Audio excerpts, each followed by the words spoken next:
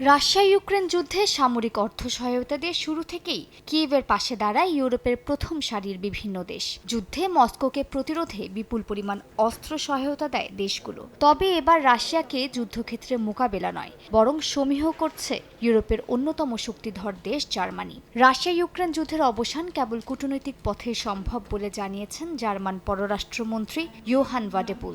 এক সাক্ষাৎকারে তিনি বলেন, যুদ্ধ শুরুর প্রথম থেকে স্পষ্ট ছিল পারমাণবিক শক্তিধর রাশিয়াকে পরাজিত করা অসম্ভব।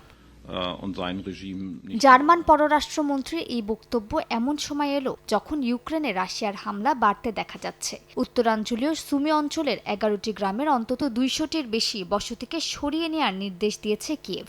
শনিবার রুশ বাহিনী অঞ্চলটির আরও 2টি গ্রাম দখলে নেয়। ইউক্রেনের প্রেসিডেন্ট ভলোদিমির জেলেনস্কি জানিয়েছেন, সীমান্তে 50,000-এর বেশি রুশ সেনা মোতায়েন রয়েছে, যা বড় ধরনের স্থল অভিযান শুরুর আভাস দিচ্ছে। চলমান পরিস্থিতির মধ্যে রাশিয়া দোনেৎস্কের নভোপিল ও সুমির ভদলাহি গ্রাম দখলে নিয়েছে বলে দাবি করেছে রুশ প্রতিরক্ষা মন্ত্রণালয়। 13টি মশলার এক দারুণ কম্বিনেশনে তৈরি ইফাত রশিদ বিরিয়ানি মশলা। উৎসব এখন প্রতিদিন। এদিকে যুদ্ধ বন্ধে শান্তি আলোচনার টেবিলে ফিরছে রাশিয়া ও ইউক্রেন।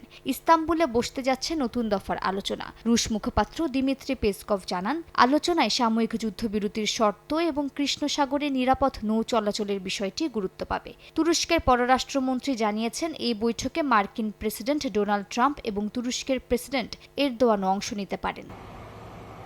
এই আলোচনার ঠিক আগ মুহূর্তে সাংবাদিকদের প্রশ্নের মুখে পড়েন ট্রাম্প। মার্কিন সিনেটর লিন্ডসে গ্রাহাম ও ব্লুমেনথালের নেতৃত্বে রাশিয়ার বিরুদ্ধে কঠোর নিষেধাজ্ঞার প্রস্তাবটি সমর্থন করেন কিনা এমন প্রশ্নে ট্রাম্প জানান, তিনি এখনও এই বিষয়ে অবগত নন। প্রস্তাব পাশ হলে রুশ জ্বালানি পণ্য আমদানিকারক দেশগুলোর উপর 500% হারে শুল্ক আরোপ হবে। মালিহা সুহরওয়ার্দী, সময় সংবাদ।